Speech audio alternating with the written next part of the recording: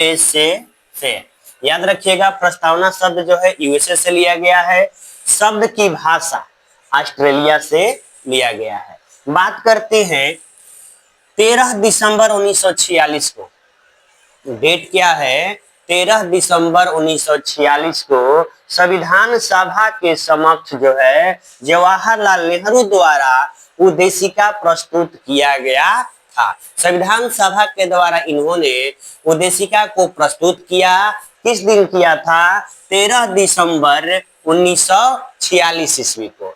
बात करते हैं संविधान सभा ने जब इन्होंने प्रस्तुत किया तो संविधान सभा ने कब स्वीकार किया? तो 12 जनवरी 1947 को संविधान सभा ने क्या कर लिया? स्वीकार कर लिया।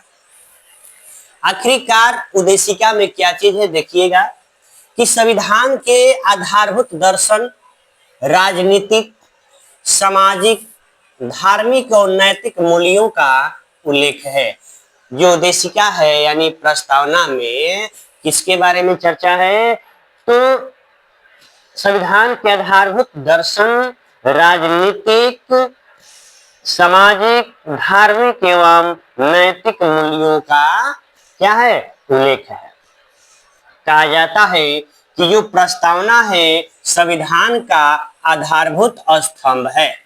प्रस्तावना क्या है? संविधान का आधारभूत स्तंभ है। इनके पालकी वाला ने क्या कहे थे? इनके पालकी वाला ने कहे थे यह संविधान का परिचय पत्र है। यह संविधान का क्या है? परिचय पत्र है। किसने कहा था? इनके पालकी वाले ने।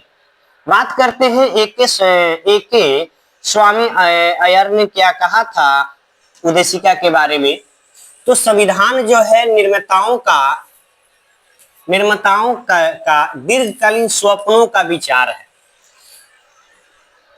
एके स्वामी अय्यर ने कहा था संविधान जो है, जो निर्माताएं हैं उनके स्वप्नों का, दीर्घकालीन स्वप्नों का क्या है? विचार है ये उद्देशिका। बात करते हैं के.एम. मुंशी साहब ने क्या कहा था कि यह भारत की राजनीतिक कुंडली है। जो उद्देशिका है वह भारत की क्या है? राजनीतिक कुंडली है। बात करते हैं आगे अर्नेस्ट बारकर ने क्या कहा? यह संविधान की कुंजी है। यह संविधान की क्या है? कुंजी है। किसने कहा था? अर्नेस्ट बारकर ने कहा था। ठाकुर दास मार्कर साहब क्या कहे थे? देखिएगा, ठाकुर दास मार्कर ने कहे थे यह संविधान की आत्मा है।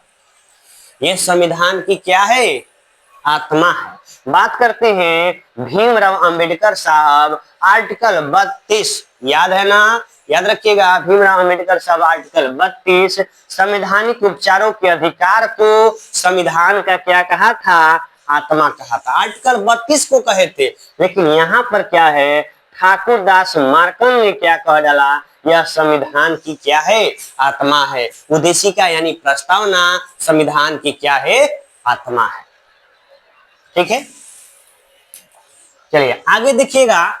प्रस्तावना के स्रोत की बात किया जाए, आखिरकार प्रस्तावना का स्रोत क्या है? तो प्रस्तावना का स्रोत जो है भारतीय जनता है।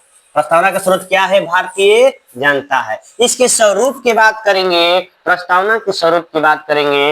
इसमें जो है संप्रभुत्व है, सामाजिक है, पथ निरपेक्ष है और लोकतांत्रिक गणराज्य का बात है। तो बात करते हैं जब उद्देशिका लागू हुआ था उस समय जो है समाजवादी पथ निरपेक्ष नहीं था। इसको कब जोड़ा गया? तो 42वें संविधान संशोधन 1976 के तहत जो है इसको जोड़ा गया। 42वें संविधान संशोधन 1976 से पहले सिर्फ संप्रभुत्व और लोकतांत्रिक था, लोकतांत्रिक गणराज्य था, पथ निरपेक्ष और समाजवादी नहीं था। ठीक है, इतना बात क्या कीजिएगा, याद रखिएगा। बात करते हैं संविधान की उद्देशिका में 5 प्रकार की स्वतंत्रता की बात की गई है। कितने प्रकार की स्वतंत्रता की बात की गई है? 5 प्रकार की स्वतंत्रता की बात की गई है। आइए कौन कौन स्वतंत्रता है? विचार, क्या है? विचार, अभिव्यक्ति, विचार, अभिव्यक्ति, विश्वास, धर्म, उपासना। याद रखिएगा, विचार, अभिव्यक्ति, विश्वास, धर्म, उपासना। विचार, अभिव्यक्ति, धर्म, विचार, उपासना। ये 5 प्रकार की जो है स्वतंत्रता की बात की गई है। न्याय की बात करते हैं, उद्देशिका में 3 तरह की न्याय है, सामाजिक, धार्मिक और राजनीतिक। देखिएगा, न्याय 3 प्रकार की है, सामाजिक, धार्मिक, सामाजिक, आर्थिक और राजनीतिक। ठीक है, सॉरी, सामाजिक, आर्थिक और राजनीतिक है। बात करते हैं फ्रांसीसी क्रांति 1789 की दिन क्या है। जब फ्रांसीसी क्रांति हुई थी 1789 ईस्वी में, तो वहां से क्या लिया गया था, स्वतंत्रता, समानता, बंधुत्व मिला था।